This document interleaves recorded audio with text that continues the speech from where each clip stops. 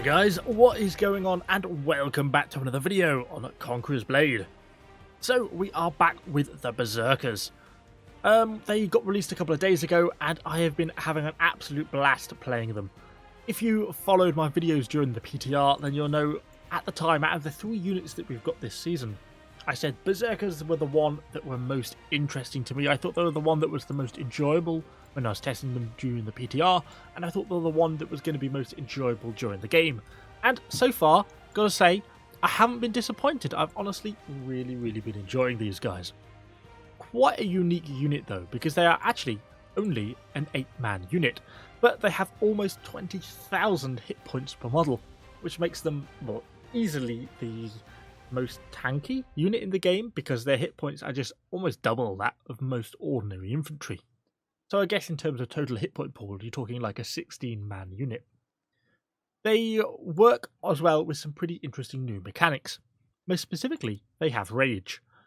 So basically, to use the bulk of their abilities, including their 2 ability, their Berserker Assault, and their final ability, their Frenzy, requires actually a really significant amount of rage to have built up first, and you get rage by being in combat. If you use their charge, their Odin's charge, that gains you a small amount of rage. You can then maybe use that to stack into a Berserker Assault, where they sort of go into this AoE style attack, which is part of the reason I've gone the top veterancy line, but we'll talk about that more in a minute.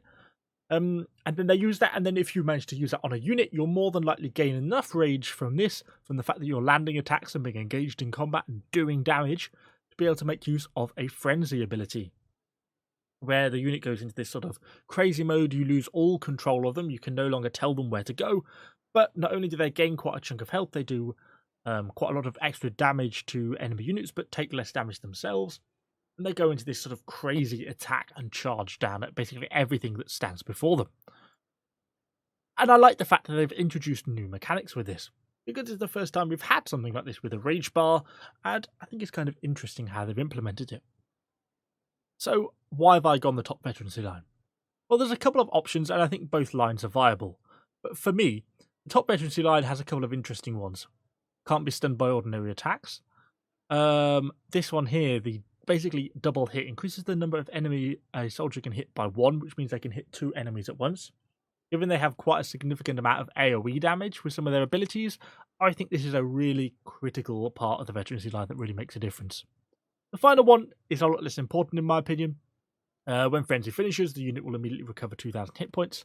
Given that we gain hit points by initiating Frenzy, this isn't a huge final veterancy line buff, but I mean 2,000 hit points is still 2,000 hit points, and it's certainly a nice little bonus to get, considering Frenzy is normally lasting perhaps maybe 8 seconds, something like that, when the rage from the rage bar to go to full to depleted. It's nice to be able to gain that 2,000 hit points at the end. And as you'll see, that often when you finish a fight with these guys, if you win the fight and don't lose anything, you will come out of it with full hit points, because the amount of hit point gain you get actually exceeds the amount of damage you normally take in the fight. And that also ties it in with this Battle Madness ability they have as one of their unit traits. So it basically says each time they land a hit, they basically get a ticking stack, which can go up to 10 stacks. It increases damage resistance and increases the damage they actually put out, their slashing damage. But once they hit that 10 stacks, the Berserkers actually start to recover hit points. That means once they've been engaged in combat for, more than sort of 5 seconds or so, as long as they're actually landing hits and they're not just hitting against a shield wall, then they are gaining these stacks and they will actually start to recover hit points. Combine that with the starting Frenzy and the final Frenzy, and you can see how they can end up basically with more hit points than they started with at the end of the fight. Finally, doctrine-wise, they're actually not classified as anything in terms of units. You would initially think that maybe they would be classified as swordsmen, but they're actually not. So that means they don't get any of the swordsman doctrines. And basically none of the unit-specific doctrines can be used. So the only one I've been made use of course, the Berserker's doctrine that you get with the unit. It's not amazing. 360 hit points on a unit that has 19,000. It's obviously, as a percentage increase, is not that big. Reduce range damage taken by 50. Again, kind of helpful, I guess. If this unit was classified as a swordsman doctrine, a swordsman unit, then I would have probably pulled this doctrine off and put on some more specific ones. But Since it isn't, I thought it was worthwhile putting on. Went in with the slashing damage, went for a rare Doctrine. They're a unit that really benefits from all the extra damage they can take. Of course, a breakthrough Doctrine so they get the extra damage to units, a little bit of extra slashing AP damage, and finally that piercing defense increase, because as you can see from the veterancy line, their defensive stats are pretty poor. Their piercing defense pre that Doctrine is really, really low. So at least it slightly reduces the sort of amount of range damage they're realistically going to be taking. Kit-wise, they act a bit like the flamethrowers in the sense that because they're such a small head count unit, they really very rarely seem to lose unit kits. And this is basically my entire time. I think I've replaced them once, and I've still only lost like another 3 kits. Kits are 5,000 each though, that they are quite expensive, but realistically you're not going to be taking all that many kit losses in most situations. But anyway, let's hop into some battles now, see how we're getting on and see what we can do with these guys. So as we load into Hidden City, I decided to go to the little bastion just outside B Point. Wouldn't normally choose to spawn in here because the enemy team normally makes a fair old rush at this and is normally enough to overwhelm the walls and kind of try and get over the bridge.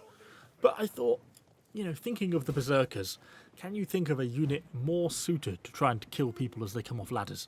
So I thought, let's give them a go, and this is honestly like my second or third battle with them, so I was really still testing them out, because I was kind of curious to how they were going to react in this sort of situation, and I thought I'm either going to get completely slaughtered, or they're going to do quite well, and so we kind of see how it goes. I was trying to bring them past the wall, because I actually wanted the enemy to climb up, and thankfully they oblige. I put the unit back, and they engage. So I've now got 3 enemy heroes, this Nadachi up here, I've also got this Maul, and there's another guy who climbed up and pushed on. Now, my unit obviously deals with the enemy peasants absolutely fine, but trying to get through the 2 enemy heroes is still proving to be a bit difficult, as I'm still just 1 hero on my own, and everything's kind of caught on cooldown a little bit. We get some damage in, but then they get some damage into us as well. We're still kicking up kills on the enemy units as they try and push up the walls. We finally just managed to clip that Maul even, and get the kill. And then at this point we've built up enough rage to go into frenzy mode. Unit loses control, just goes straight on the attack. This longsword comes in, is kind of a little bit of a pain, gets me knocked down, and I'm running out of hit points by this point. But we stun the enemy Nadachi, and he just absolutely collapses almost immediately under the frenzy, because it's all the unit's got to focus on. I keep pushing on, and a 4th enemy hero starts to come up, and we start to receive enemy ranged fire.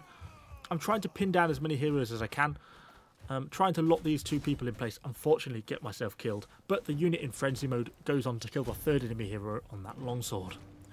The short sword actually decides to make a run for it, and this gives me time, even though I'm dead, to actually retreat the unit. But as you can see, despite the fact we've fought 4 enemy heroes and multiple units and archers shooting on us, we're almost back to full health, because the self-heal in this situation basically outstrips the amount of damage we're taking. And that's why this unit for me is so enjoyable. So long as you're winning the fight, you seem to heal quicker. It's only when you get into sort of overwhelming situations that they seem to die really kind of quickly. But since we didn't actually lose any of the unit, just got myself killed, I thought, well, let's respawn and have another go. See if we can do any more with them, because we've still got a full stack of 8 Berserkers. But this time, I thought it's time to go for the A point. We pretty well defeated the push, or at least their initial push on the B point, and then the team shortly took down the bridge, I think. But as we're coming in up to the wall, they manage to break through the gateway, only with a unit of artillery, so there wasn't really very much to it. But I decided to see if this enemy hero wanted to fight. He didn't seem to, but his artillery did. Now in this case, it is actually worth attacking enemy peasant units, because you are gaining rage by doing this, and your rage bar never depletes, apart from when you use it. I mean, it doesn't deplete if you sit them at the back of the map for 5 minutes, it doesn't tick down over time. So that means if you can get them up to frenzy, you can basically start an engagement on frenzy. So killing peasant units with your berserkers is actually well worth it, because you're building your rage. So as we get to the top, there's actually quite a push on A, and I was a little bit nervous about this.